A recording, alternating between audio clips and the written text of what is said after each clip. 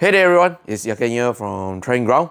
Okay, so in this video, I'm going to highlight 7 things I like about this Redmi 13C and 5 things I dislike about this device, especially for the Malaysian market. So without wasting any more time, let's get on to it. So let's start off things with the things I dislike about this Redmi 13C. Firstly, the 2 megapixel macro camera. Yes, it does allows the users to capture the subject much more closer, but the photo quality left much to be desired, and you can actually use the 50 megapixel main camera to capture 50 megapixel photo, and then you just do a digital crop in, it looks even much more better. Now check out the sample macro camera shots taken with this Redmi 13C. So the second thing I dislike about this device is the mono bottom firing speaker. Yes, maybe perhaps I'm being spoiled with a variety of stereo speakers, smartphone, especially on the premium flagship devices, but I still feel the audio quality here is quite hollow despite it sounds very loud. So let's go and check out the sample audio. So I'm going to max out the speaker. Hey there everyone, it's Yaken here from Training Ground. Welcome back to another review video. So today we have something large. So as you can hear from the audio, it's quite hollow a bit. Yeah, it either lack of the bass or clarity. Yeah, it's quite a mixture, but it does sound loud. Now, despite this device rocking a 5000 milliamp battery, it only supports up to 18-watt fast charging, which brings it to become my third thing to dislike about this device. Yeah, maybe perhaps you will say, hey, you are again being spoiled with the premium flagship devices that offers like crazy fast charging speeds. But I do know there are some entry level, they do produce like maybe 33 watt fast charging, and I think if they put in at least 33 watt fast charging on this device, I think the charging speed will be much more acceptable, because remember, this guy here is rocking a 5000 milliamp battery. Now the fourth thing I dislike about this Redmi 13C is actually the night mode. So the night mode on this device is only applicable for the rear main camera. So if you are planning to take selfie in low light condition and you wanted to use the night mode, yeah, your hopes are mostly you need to use a lighting equipment or turning on the flash on the screen. Now, the last thing I dislike about this Redmi 13C is the built-in internal mics for your video recording. Yeah, the sound quality don't really sound good, and the videos, although it can shoot up to 1080p 30 frames per second on the main camera and the front facing camera, I still can accept the video quality. However, the audio quality that's outputting it leaves much to be desired. Check out the sample. Alright folks, so the launch has been done. Malaysia biggest sports carnival, Giga. Now let's shift the focus to the 7 things I like about this Redmi 13C. Firstly is the price. For the Malaysian market, this entry-level smartphone is priced at 499 ringgit Malaysia.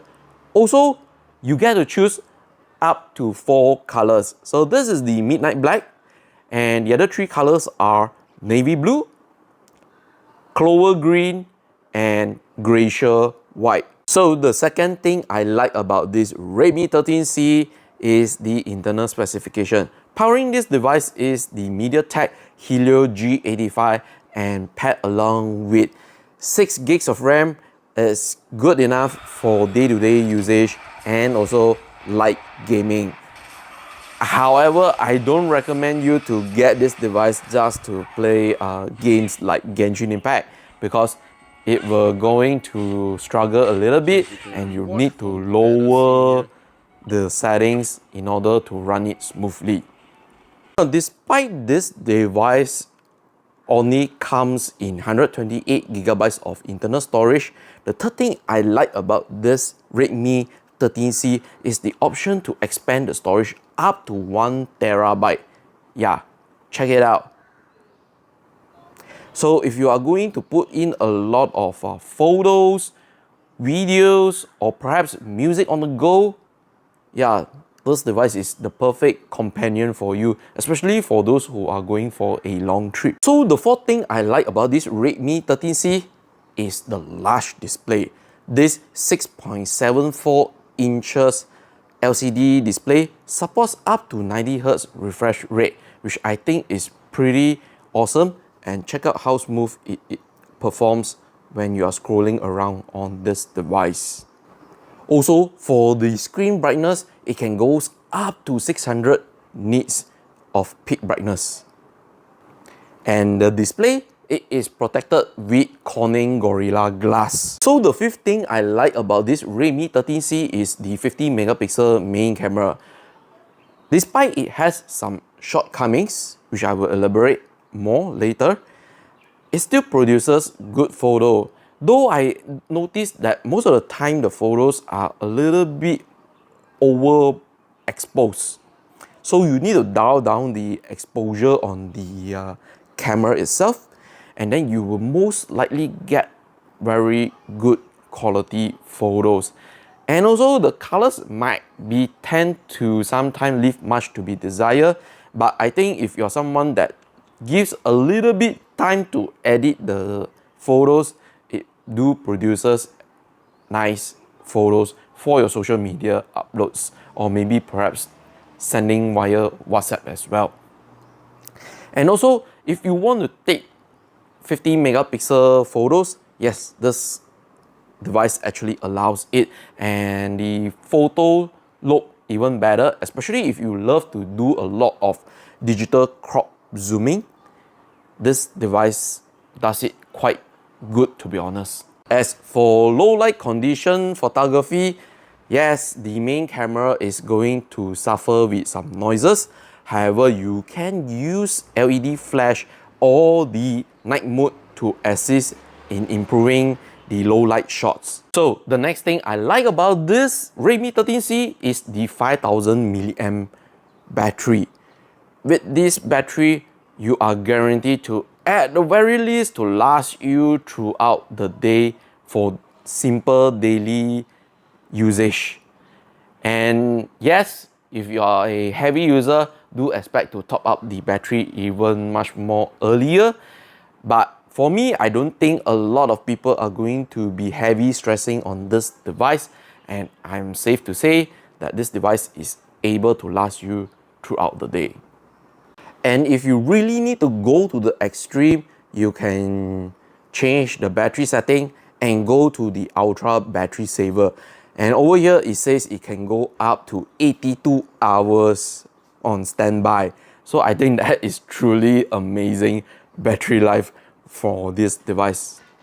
The final thing I like about this Redmi 13C is the 3.5mm headphone jack.